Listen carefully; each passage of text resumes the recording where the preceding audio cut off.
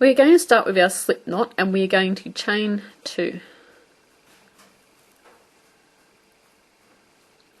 And then we're going to work a single crochet into the first chain. So yarning over, pulling up a loop, yarning over and pulling through 2. Now as we go along, we actually do our chain 1, or our chain, and our single crochet at the same time. And what we're going to be doing is working into these side loops here. I'm just going to grab my needle. So see the loop that's here, and there's also one, and hold that back there, that's the front one here, and then here's the back one. So we're going through those 2 loops there. So we're turning it side on.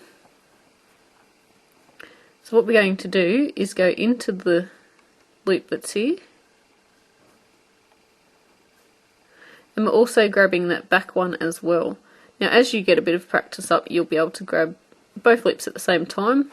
It's just I'm taking it easy so you can see what I'm doing.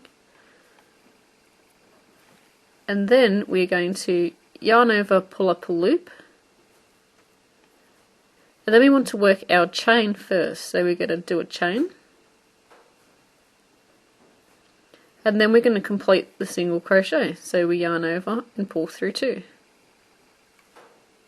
And our work is going to be coming down and working down like so, but we're working into the side of our work. So see how we've got another 2 loops? We've got one here and one here. We're going to be going into those 2 loops, so into the front loop,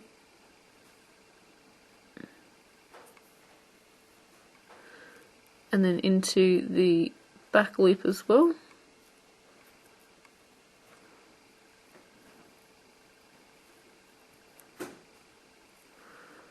Then we need to work our chain stitch, so we need to yarn over, pull through,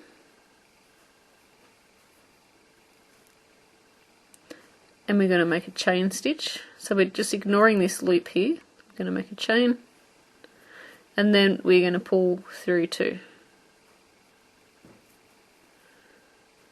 So we're going to go back into the side loop here. We're going to grab the back stitch as well. Now it's easier when you're going a little bit faster, once you get used to it. Grabbing both loops. We want to make our chain stitch, so we're going to yarn over, pull through, and make our chain. And then yarn over and pull through both loops. And what happens is we're making our single crochet this way. So you can see my tension's gone a bit off there, but once you get a bit of practice, it all looks nice and neat.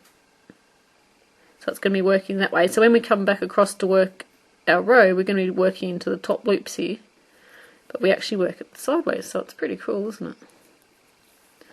So we're going into the 2 loops that are here. There's the front and the back. We're going to yarn over, pull up a loop. We're going to yarn over and make our chain stitch. Don't make that too tight, because that's where we actually go back into on our next step.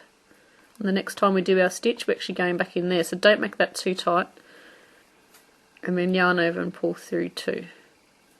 So going back down into the 2 loops.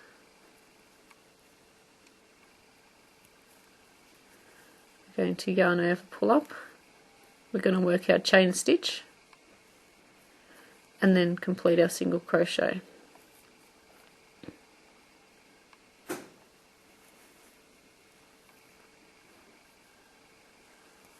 Working our chain, and then working a single crochet. And you can do that for as many times as you like. And what happens is, if you have a pattern that says chain, say 20, and then it says single crochet into each stitch for the next row, and it's going to tell you how many single crochets you're going to have. So instead of doing, so it says you need, say, 20 single crochets, you don't need to do that first chain row, you just need to do this for those 20 single crochets. I think it looks a lot neater. You can see the chain that's formed down the bottom here.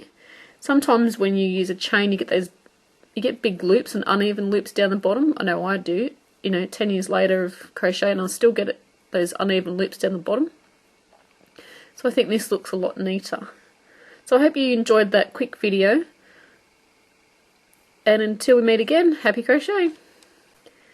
In today's lesson, we're going to learn how to do the single crochet foundation row, or a chainless single crochet. It is very good. We don't get the uneven loops at the bottom here, and it's all nice and neat, and we actually work our single crochet and the chains together as we go along. So there's no need for the initial chain row when it asks us to do so in a pattern. So let's get started on the lesson.